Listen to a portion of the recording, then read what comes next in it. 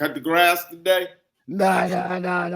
The conversation's getting so good. Let's just get through it.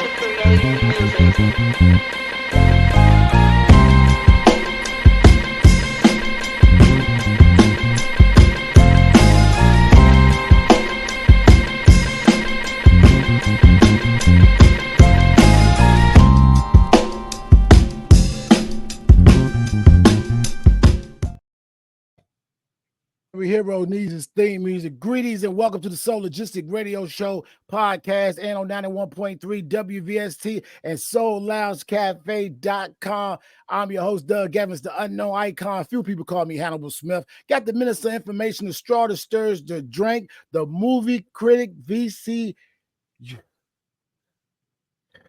Oh, you don't have energy to go through it? You tired? Right. VCU hip-hop professor. Hip-hop professor Fat Tommy. Also, we got radio vet Eric Lee. What's poppin', brothers? Everything is good, man. Good to be on the show. Thanks for inviting me. Shout out to Virginia State University. Stand up. Like I was saying, man, I never knew you went to Virginia State University, man. I didn't know that. Yeah, man, back there from 1985, graduated in 90. I actually started Virginia State's radio station, WVST 91.3, Petersburg, Ettrick, Hopewell, and Colonial Heights. That's crazy. Hey, Fat Tom, we was talking about Southern Soul music, kind of like go-go. Would you put Southern Soul in the same mix of go-go music? No, I keep telling. I kind of put go-go as the stepchild or the cousin of hip hop because we sampled those go-go beats. Curtis Blow took a sample from go-go, and then pump me up.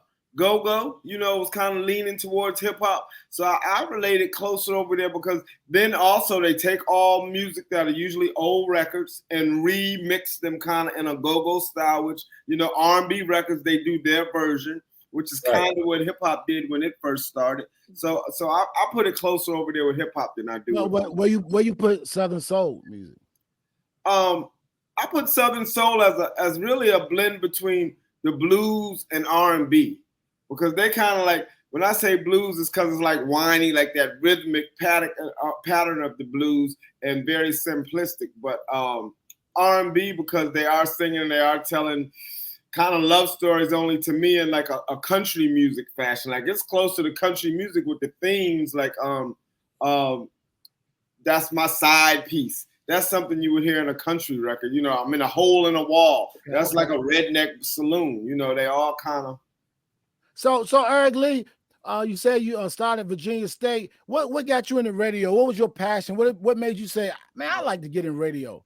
Well, I knew I wanted to be in radio as a kid, man. I'm born and raised in Newport News, Virginia. So there were some stations that were kind of paramount, when I was coming up. WRAP, which is AM station, and WOWI. Those were what we did back in the day. That's how we got our entertainment, man. That's where we got our news. That's where everybody gravitated to. And I was a big fan of Daddy Jack Holmes, Heart Attack, the Soul Ranger, and all of those types of cats. And I remember when I was in school, I knew I wanted to be in radio. And I was the guy that was actually doing the afternoon announcements in high school. Students who ride bus 35 will ride bus 72. The football team will be practicing. I was that guy. So I was there early morning announcements. I remember my government teacher hated the fact that she had to let me go 15 minutes before the end of the day because I had to prepare for the announcements. And she was a stickler, about attendance and all that stuff. And I mean, I had to. I was the voice. So I knew I wanted to do it. And at the time, Hampton University, I was actually HI, so I'm going to tell you how old I am. It was Hampton Institute at the time. Yeah. They had WHOV, but I didn't want to go through the process of having to be, upperclassmen, things of that nature. And I heard Virginia State was putting together a mass communications department. So I was like, well, none of it, it's not based on, where you are in terms of class. Maybe it's just based on talent. So when I got an opportunity to take a look at state, I had two aunts that graduated from state. And we are CIAA family. My family graduated from Hampton and Norfolk State, and my mom graduated from Norfolk State. So I'm second generation college. So I decided to go to state, man. And in 1987, we turned that joint on back in June or July, and I've been rocking ever since. You got the new jump off, and once again, I appreciate you for having us on your platform. Talk to us about the Soul Lounge Cafe. Man, Soul Lounge Cafe is a digital radio station that you can catch. You download the app on your Apple or Google Play Store, as well as the website. And what I wanted to do is, when I put together the Soul Lounge Cafe, is give an opportunity for new artists to have a place to be and to breathe. What we find right now is that hip hop is the dominating genre of Black music for Black radio, and has pushed out a lot of good R&B acts that could, really do well. I always wanted to, make sure that real good artists, be it hip hop and R&B, had a space.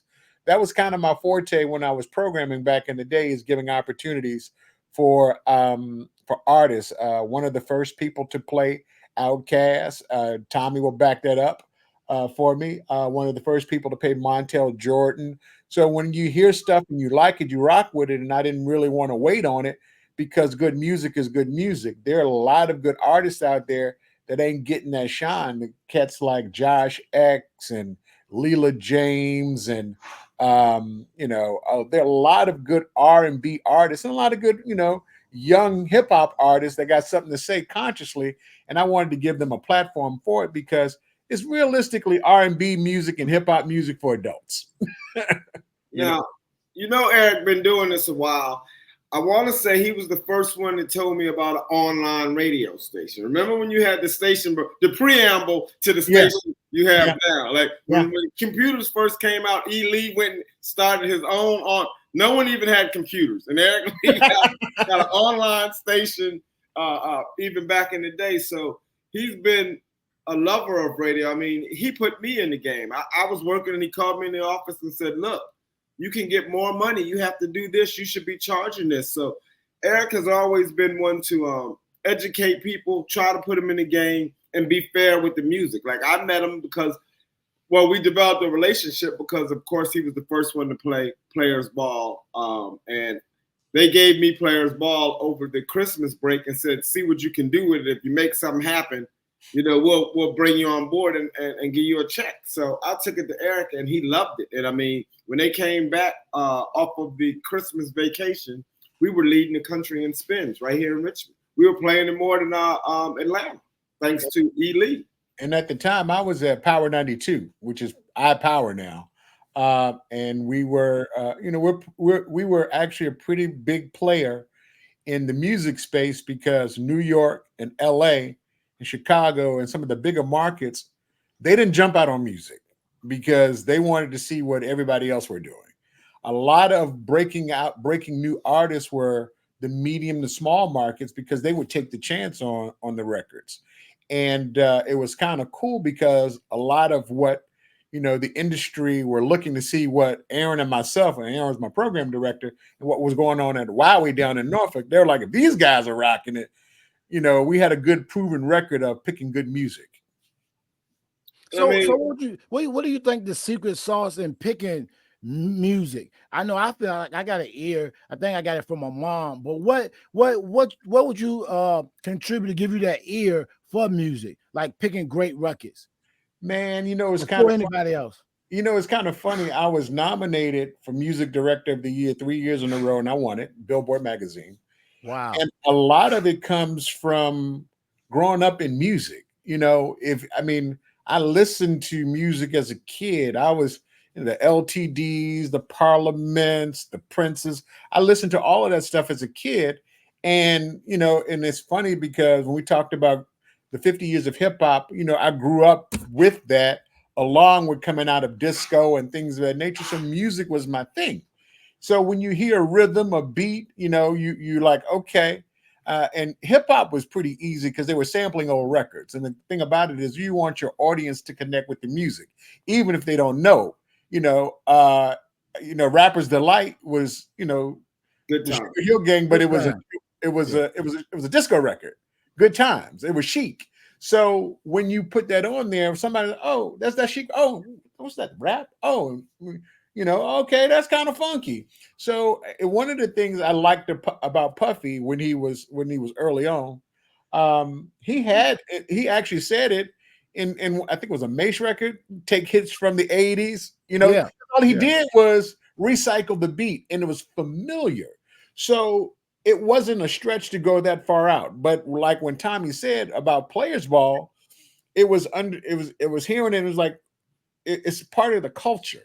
At that time we were watching in Living Color and Martin and all of those things. All of it is encompassing of where we are in the stream of entertainment and what media is. So good music is good music. You once you get a feel for it.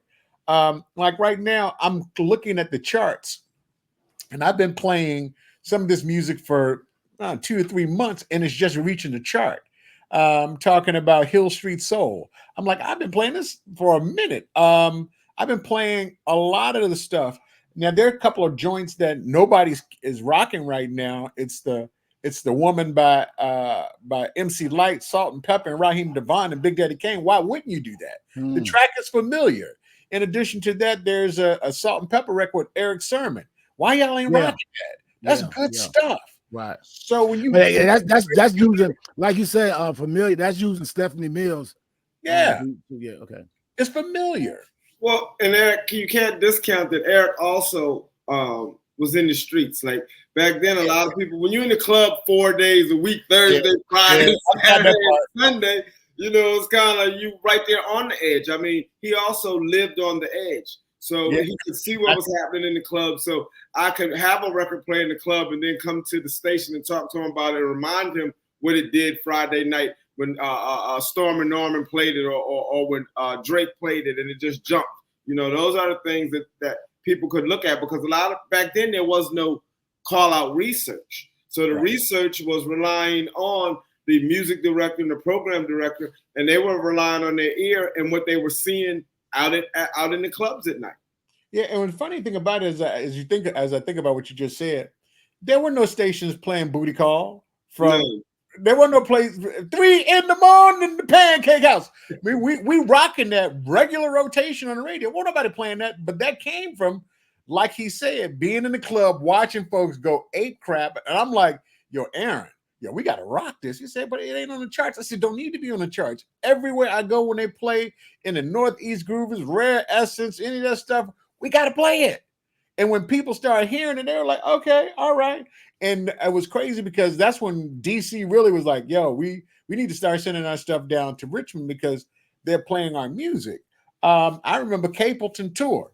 And when it first came out, I said, dude, that joint is crazy. We got to rock it. And then, of course, think about what I realized in radio. We tell you what's important, what's hot. If I play it long enough, you'll start singing it. I don't care what it is. Do you think that's the case? You think that's the case now? It seems like to me, mainstream radio is like you said, it's like 6 months, a year behind. If you ask me. Yeah, but if they play it long enough, they'll still like it. I would think. Like it's still. Yeah, you play it long enough, they're gonna like it because that's all they know. I mean, you keep singing it, you keep playing it all the time. People gonna sing it. But it's not on the cutting edge, though, right? Mainstream radio is not on the cutting edge, right? They're not built to be on the cutting edge. They're built to sell advertising. People need to know that. Also, what would you tell somebody who want to get their record played in 2024? Well, it's a couple of things. Records are so different now because you can build an audience just from streaming content. What happens is, if I were an artist right now, I'd actually go back to the old school. I'd go back to every college radio station and get it to the program and the music director's hands. I'd get it to all of the DJs. I'd get it to people like myself who have digital platforms that can do what they want to do. Yeah. When you're talking about trying to be at I don't know, WBLS, BLS, or even Power 92.1 in Richmond, when you are a program director and you're at a corporate radio station, they're looking at what you're playing.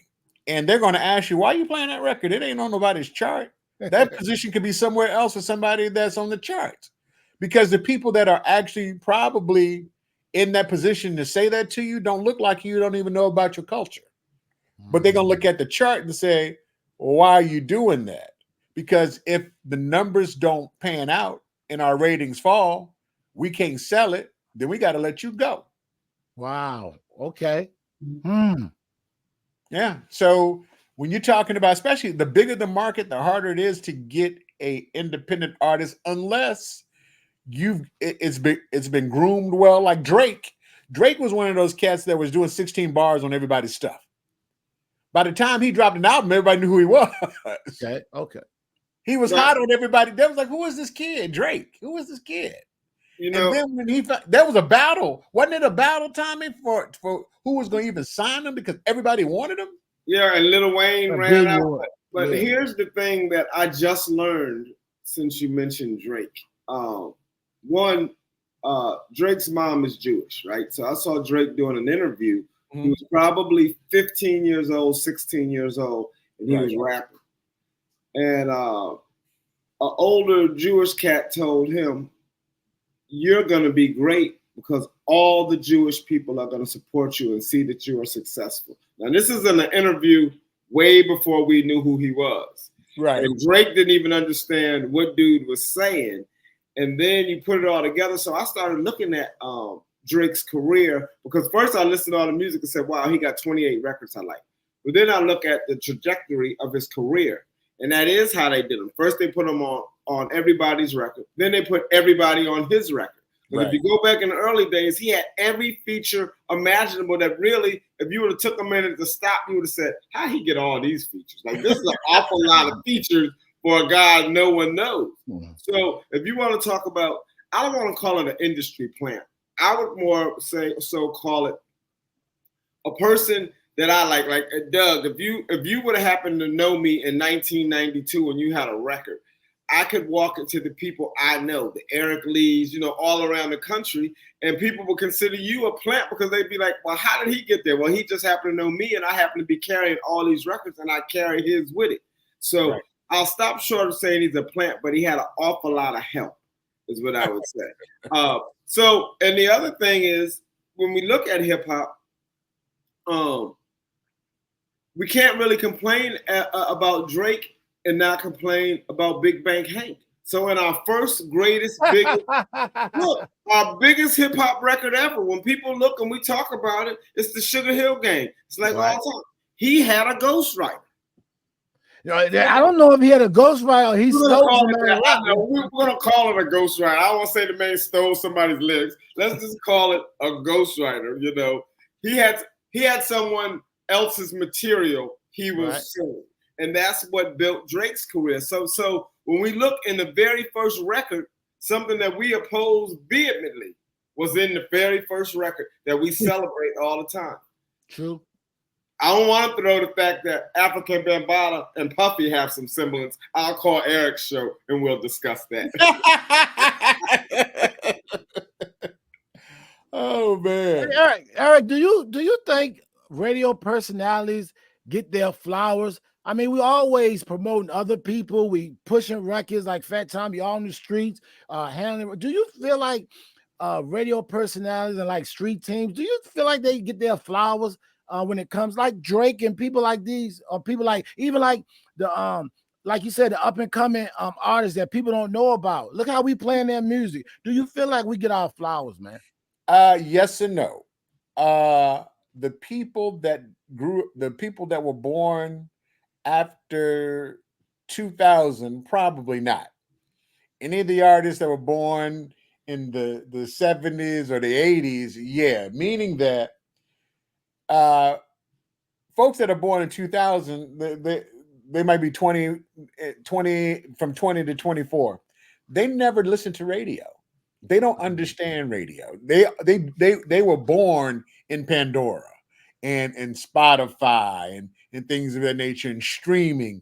They never did a radio station tour where they had to go to every radio station in the market, meet every program director, meet the DJs, know the mix show guys, go into the record stores, meet the people. That's not how they were built.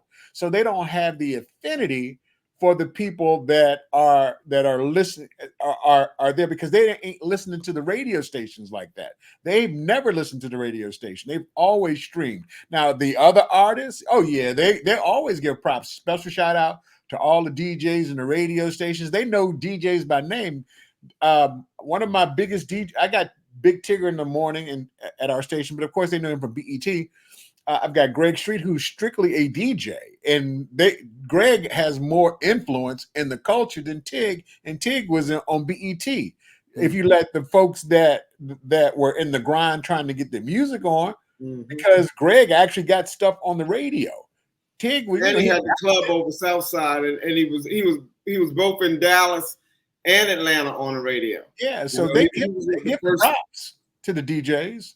Now the street teams, it's still all the same. It depends on when you were born, because they don't have street teams for these young cats. Now the other folks, they could, like if Tommy was working Outkast and they got an in-store and they got posters all over the place, they go like, oh, so who did that? Well, that's Fat Tommy Street Team. Oh, shout out to the street team for doing that. Right. They don't do that for the young artists anymore. Not like they used to. Remember they used to have those big old vehicles and yeah. You don't see that no more. So they don't do it down here. They don't do it down here. I have a question. What's up? Because they say they're canceling a lot of Sexy Red shows because lack of ticket sales. Now, the question becomes, if this were 1990, where would she be at in the game? Meaning, would she be at Flavors, or would she be at the Landmark, or would she be at the Coliseum? Flavors. See, that's what we're missing in the game right now, because they try to put her straight to a venue that she's not ready for. They have to cancel the tickets because you can't go straight from radio having a single hit and jump into a Coliseum show. You have to grow your audience. They're doing, and the record companies you would think would know this, but they're doing no ground support. When you go to every club, think about it. You visit every radio station. You get to know the Eric Lees, the music directors. You get to know the program directors. You get to know the street team. You get to know the store owners. So people in the market feel like they know you. When they just go from radio straight to a tour, they're proving that their formula doesn't work. Like, that formula is really bad. It's not sustainable. Yeah, it was crazy because I was at the Essence Festival last week, and the show was Janet Jackson. I watched it online. I'm gonna call it horrible, but go ahead. Okay, but let me. It was Janet Jackson. Yes. It was SWV. Yes. And it was Victoria Monet, and they did a special thing for Frankie. Now, what was crazy was they had Victoria Monet go on before Janet, and SWV go on before what's her name? Victoria Monet. And Victoria Monet got one of the biggest songs, Oh My Mama. Okay, cool. But they put her on before Janet Jackson in front of SWV. SWV, when I say they came out throwing punches and nobody stopped singing and bouncing and rocking until they came off, then you get Victoria Monet, who did a decent performance in terms of singing and dancing, right, but nobody knew her music. Right. So we all sitting there like, man, y'all could have had her on before SWV, because when SWV came out that joint, they started singing, and Coco did a Patti LaBelle, If Only You, and she didn't miss a note. Coco's nothing to play about. Coco is not to be played with. So you shouldn't have never, because of the popularity of the song I like Victoria Monet, but she should have never gone on the stage behind those girls, because actually SWV was better than Janet. Yes, she was. Absolutely, they were. So Joe just asked me last week if he was telling me that Escape and SWV arguing about who should close. I said that ain't even an argument, and he said their argument is Candy got more streams, followers than SWV. And I was like, that means nothing. They do not want to go on the stage after SWV. Dude, I didn't know. Look, I didn't know. I can't even say I knew because right now that tour is going to be in Atlanta on Tuesday. You got to have Escape last in Atlanta. I get that part. No, you don't. You don't, because listen, I can see them doing it. Their records ain't bigger. I don't care where you're at. Your records aren't bigger. You're right. Even in Atlanta, that would be like arguing that Goody Mob should close Kendrick because they're from Atlanta. So Kendrick there, let's have Goody Mob close it. Hey, why not? Hold on. So right now, if it was Goody Mob, no, if it was Outkast and it was Kendrick, who closes? Oh, but Outkast, absolutely. Okay. Man, I just did my whole Outkast got 40 hit. They diamond. Like they're never going away. Like Andre just put a flute album out. So I don't care who you have with Outkast. You better let Outkast close because they got way too many hits for the average rapper to be talking anything about. That's not even a comparison. That's not fair to Kendrick. Even though Kendrick is the hottest fish grease right now. He is, but if you put him in Atlanta, number one, you said Atlanta. We said Atlanta. That's Atlanta. 9 million of they'll be singing songs to Spotioti Dopalicious, and ain't nobody gonna know that but me and them. Me and Outkast only two to know that record. They're gonna be saying everybody looks Spotioti Dopalicious. Everybody know that record. Going to Atlanta for your first taste of the nightlife. Right, but that's in Atlanta. You have now been in Atlanta so long that you even is triggered. If you come to Richmond and try to play that today, they're gonna say, Eric, come on now, bro. Where you been? Atlanta? You're gonna be like, yes. So dog, I play that on my station, on my digital station. Well, I think it's one of their dopest records, that and Liberation. But the world, that you know what it is? The current state of the culture won't allow for that record to do what it's supposed to do. What I think they really need to do is create an adult hip hop station that plays old and new. That's got to be the new format. We need an adult hip hop station, not where I can just hear Rakim, but where I can hear the new MC Lyte record that you just mentioned, and I can go back and hear Criminal Minded, and I can go back and hear Chubb Rock. But I can hear, and we need a space like adult rock, adult hip hop. LL just that's a Soul Logistic radio show. Yeah, that's what. LL Cool J. That's what we do. Yeah, I'm gonna be with LL Cool J on Monday. He got the record with Rick Ross and Fat Joe. But he's doing he that's the difference, Doug. LL Superstar, he doing promotional for his records. That's the difference. He already understands the formula. Get back in front of the radio station, the jocks. He already knows. These new cats, they don't know what radio is. They don't care. Right. They've never been inside a radio station. And he really don't have to do it, but he understand, like you say, he understand what he. Well, I think he has to do it because that's what I think would serve all of these artists, whether it be Method Man, whether it be Big Daddy Kane, is to not forget from whence they came. True. They need to capitalize on what they know, and what they know works is visiting, or at least now you don't have to visit. First of all, you could do it from home. You could pick up the phone, call the radio station, tie in, and do a whole interview. What I meant that he don't have to. What I meant that he don't have to because he just sold out his tour. Like you said, Sexy Red can't sell it out, but LL just sold out. But selling out a tour and selling records is kind of different. See, my nostalgia will get me to go see LL just when I hear the commercial, but if I don't know he got a record out, I can't get it. But what happens in my sellout tour if I introduce you to my new record? Yeah, then I'll go and stream it. Absolutely. But I can reach more people if I come to the radio station. See, because at the Coliseum, if I sell it out, it's only going to be, we'll call it 50,000 people when I know it's only like 25 at the Richmond Coliseum that we don't even have right now. But it's 50,000 people there. When I'm on the radio station 7 days a week, 7 times a day, millions of people just heard me. So that far trumps that. The challenge with it's not even the new artists. It's those that are in charge of record companies. What they have done is forgot what they know. If you know radio works, right, why do you stop doing radio? It's been working for you. You just add to the itinerary. You don't say, well, I'm not going to CDX. When this what do you call it?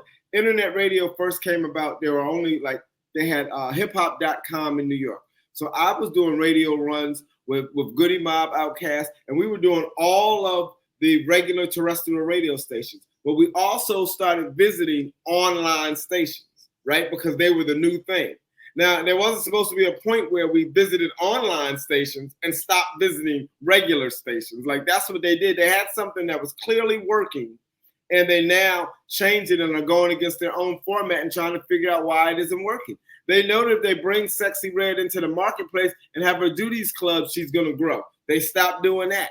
They became a corporation who looked at the numbers instead of how they got the numbers, what really generated the numbers. They're looking at too much call-out research when Eric Lee didn't need call-out research. He was part of the culture. They've gotten rid of people who are in the culture who can say, no, when you come to the market, I don't care that Eric Lee's station isn't anywhere on anybody's chart. He needs to do their station, because based on what they do now, you would go to no pirate stations in Miami. When we got to Miami on tours, we didn't even visit regular stations. We went to underground pirate stations because that's who was controlling the market.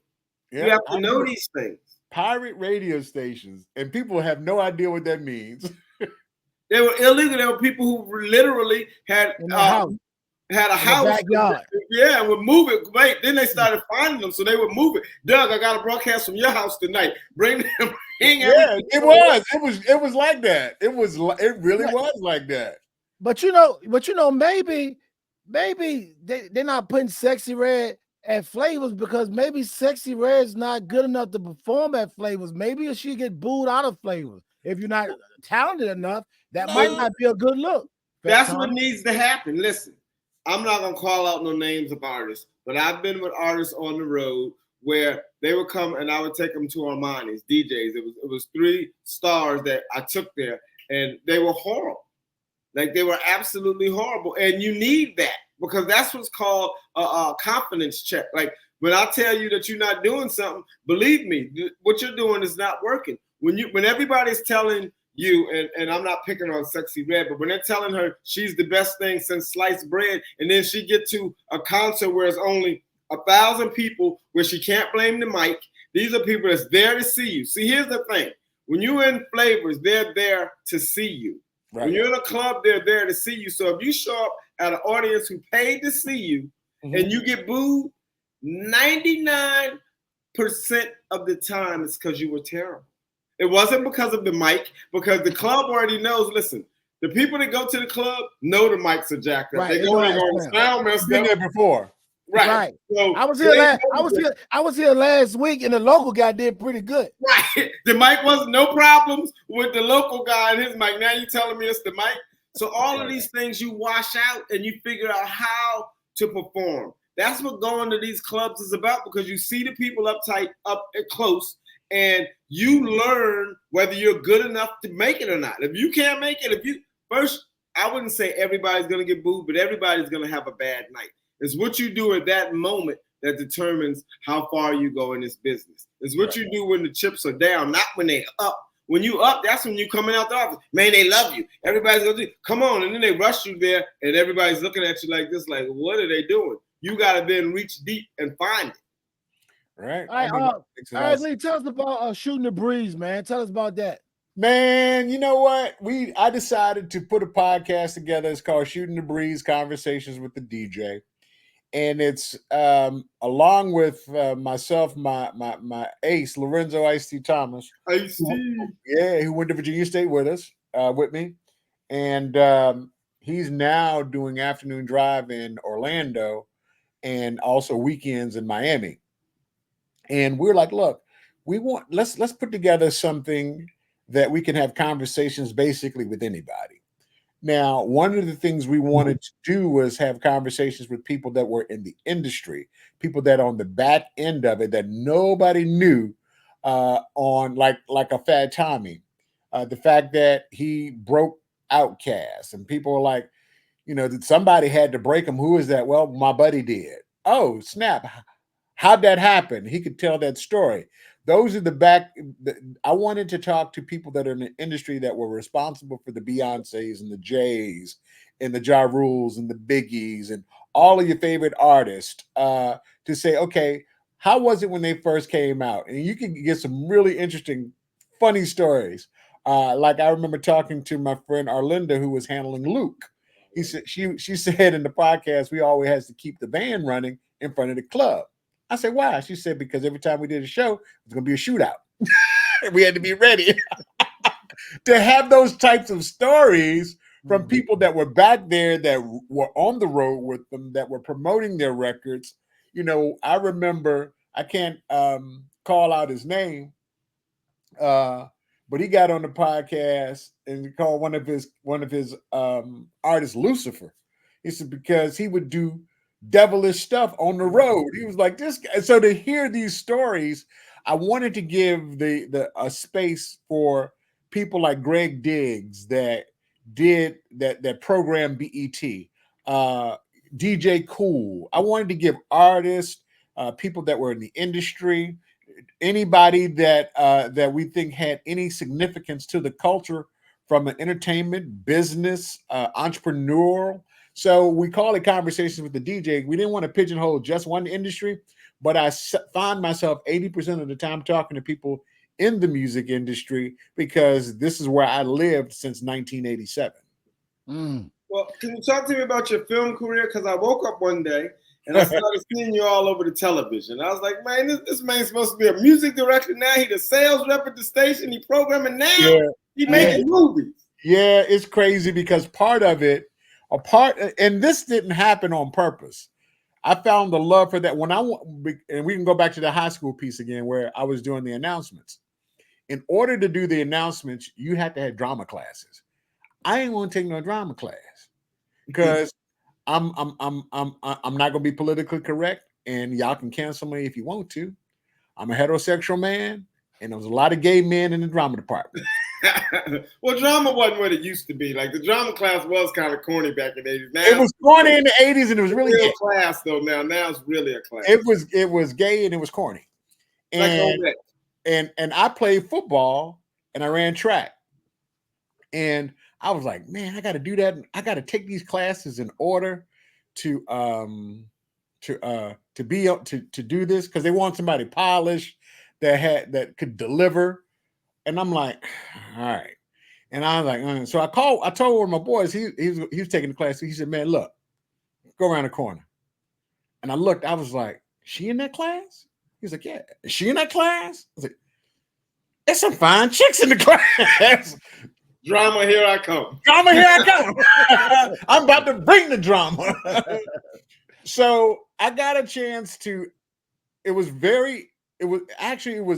really good experience because I was bused. So my school was 50-50. So I did plays in high school like Oliver Twist, Oklahoma, The King and I, musicals and things of that nature. So I got a taste of that general market when I went to Virginia State.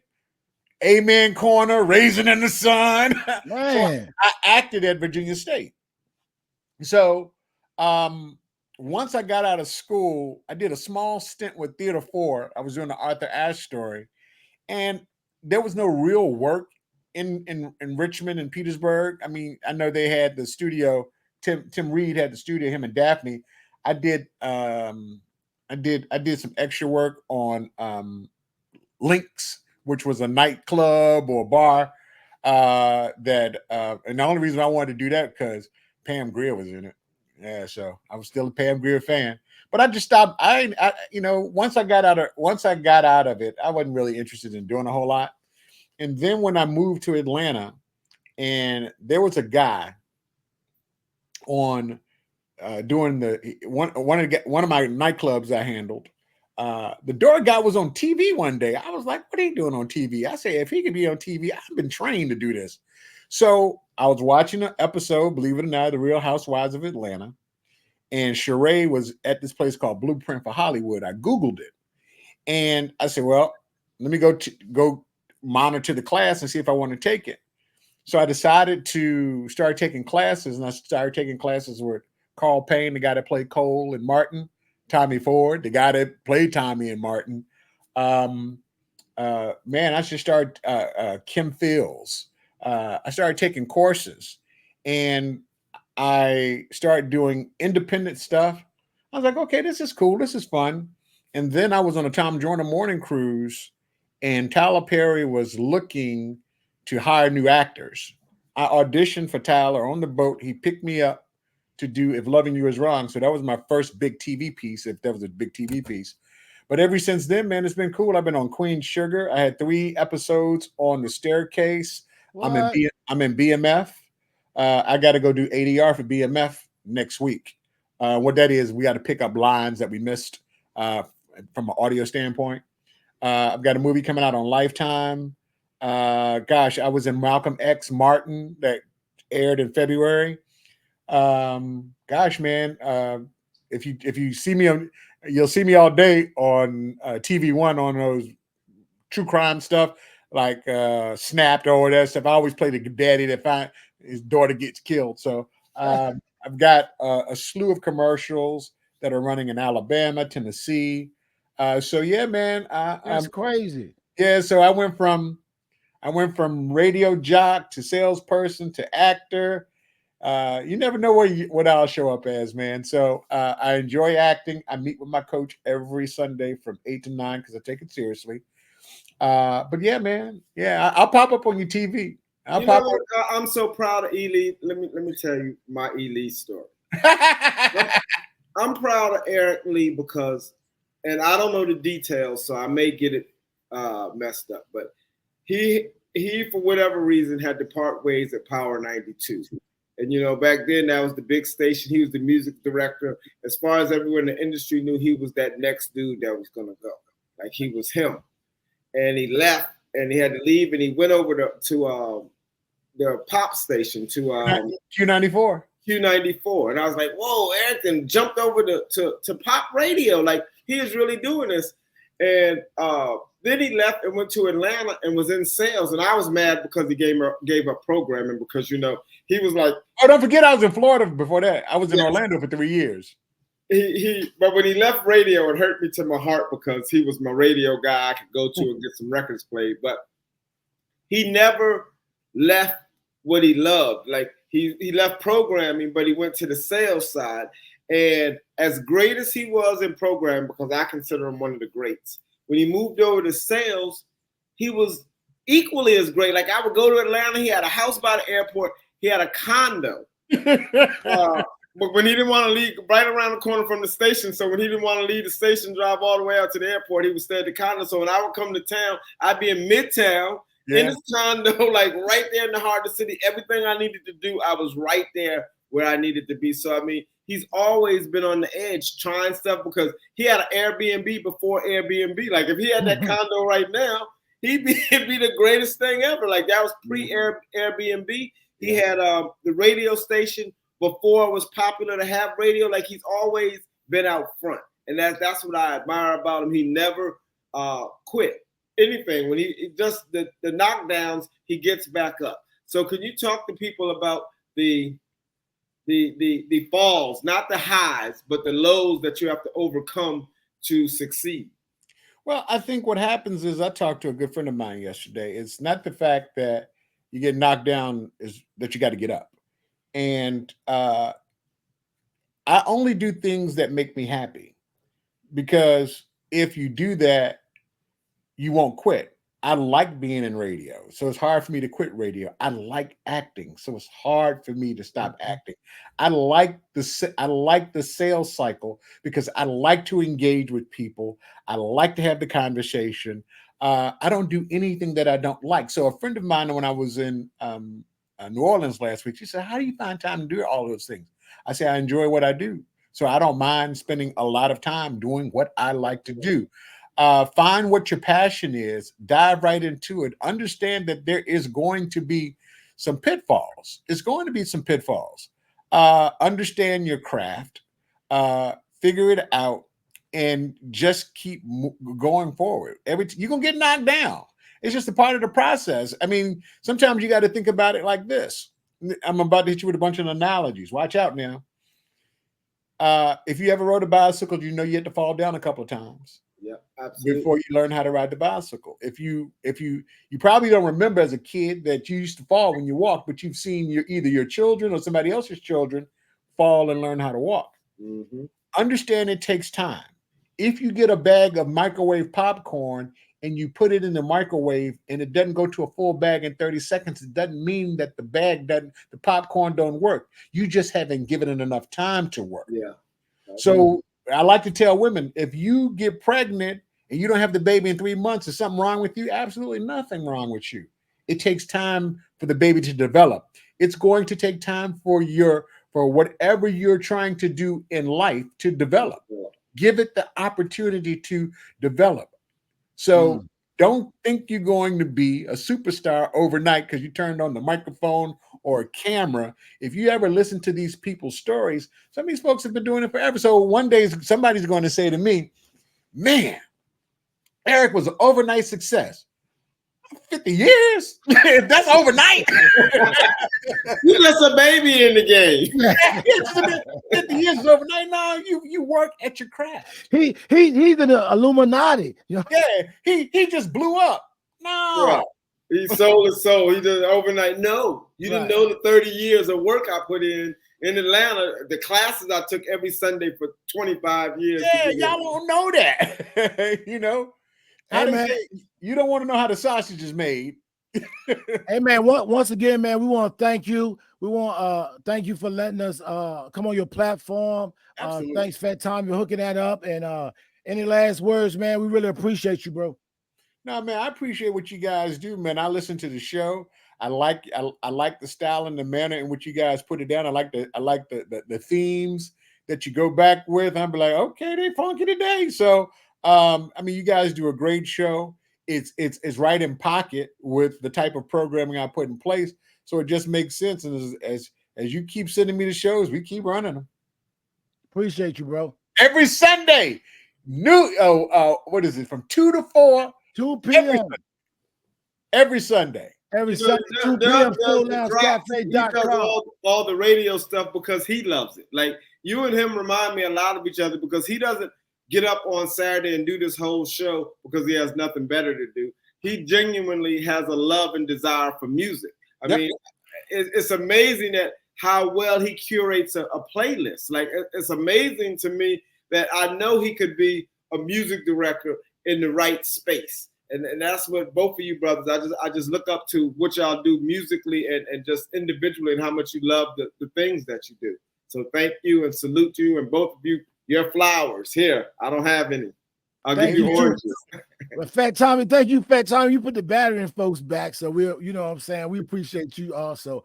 All right, man. Thank you, man. See y'all when I see y'all. Peace. Peace.